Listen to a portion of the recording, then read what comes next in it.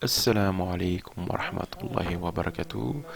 Soyez les bienvenus sur ma chaîne YouTube, chaîne sur laquelle nous parlons de miracles mathématiques du Coran et d'autres choses. Aujourd'hui, j'aimerais évoquer le rapport tout à fait incroyable qu'il existe entre les nombres 27 et 9 dans le cadre de la nuit du destin, comme j'ai pu le faire dans une précédente vidéo, mais aussi dans un cadre où on ne l'attend pas forcément. Commençons dès maintenant avec la sourate 97, Al-Qadr, donc traduit ou par la destinée ou la grandeur, tout dépend donc de la traduction que l'on a. J'avais dit dans une précédente vidéo que l'on avait des indices nous amenant à penser, je dis bien penser car seul Allah connaît l'inconnaissable et loin de moi l'envie de tirer des conclusions hâtives sur ce sujet, donc nous amenant à penser que la nuit du destin, ou la nuit grandiose donc, serait la 27e nuit de ce mois béni qu'est le mois de Ramadan. Un des indices flagrants est que le 27e mot de cette sourate est le mot Hiya, qui signifie elle, celle-ci, en désignant donc pour la dernière fois de la sourate la nuit du destin, la nuit grandiose. Maintenant, ce qu'il y a d'intéressant, c'est que si l'on compte le nombre de lettres depuis le début du cinquième verset, cinquième et dernier verset, jusqu'au mot Hiya inclus, les deux lettres qui composent ce mot sont les quatrième et cinquième lettres. À présent, si l'on compte depuis la fin du verset, ces deux lettres du mot Hiya sont les 13e et 14e. On a donc 4 et 5 d'un côté et 13 et 14 de l'autre. Si l'on additionne 4 et 5, on obtient 9. Et si l'on additionne 13 et 14, on obtient 27. 9 comme le numéro du mois de Ramadan, car il s'agit du 9e mois du calendrier hégérien, et 27 comme possiblement le positionnement de la nuit du destin comme étant la 27e nuit du 9e mois du calendrier hégérien, à savoir le mois de Ramadan. On voit déjà s'installer un rapport des plus incroyables entre ces deux nombres que sont le 27 et le 9.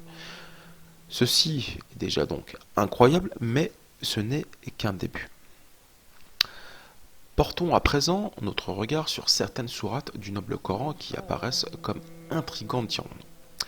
La sourate 9, Tauba, le repentir, est la seule sourate du Coran à ne pas contenir la fameuse Basmala, Bismillahirrahmanirrahim, au nom d'Allah, le tout miséricordieux, le très miséricordieux.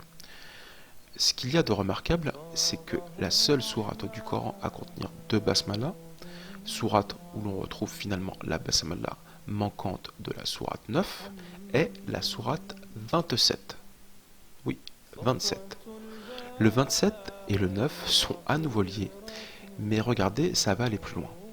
La Basmala est une expression de 19 lettres, et étrangement, du nombre 9 inclus au nombre 27, inclus on compte 19, subhanallah.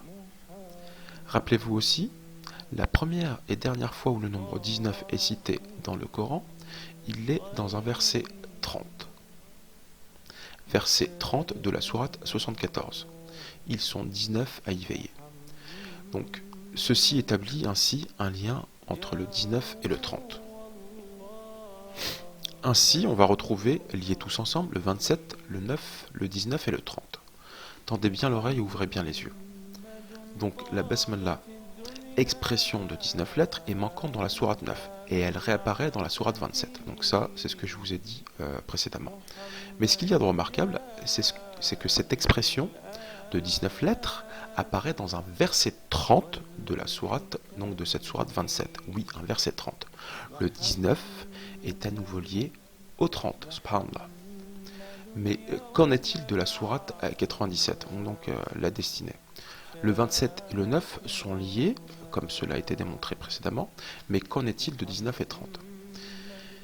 Eh bien, le 19, on le retrouve en comptant du 9 inclus au 27 inclus, comme on l'a fait juste avant. Et le 30, alors me direz-vous? Eh bien, sachez qu'il y a exactement 30 mots dans cette sourate 97. Subhanallah. J'aimerais ajouter une petite remarque renforçant le lien hallucinant entre le 27 et le 9. Tout d'abord, 27 est composé de deux chiffres, le 2 et le 7. Et il se trouve que 2 plus 7 égale 9. Allons plus loin pour chercher s'il y a quelque chose de plus étonnant.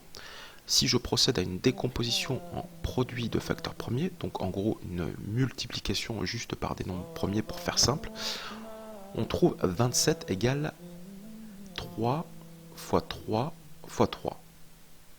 Maintenant, si on additionne ces facteurs premiers, entre eux, on obtient 3 plus 3 égale 9, subhanallah, oui, vous avez bien lu.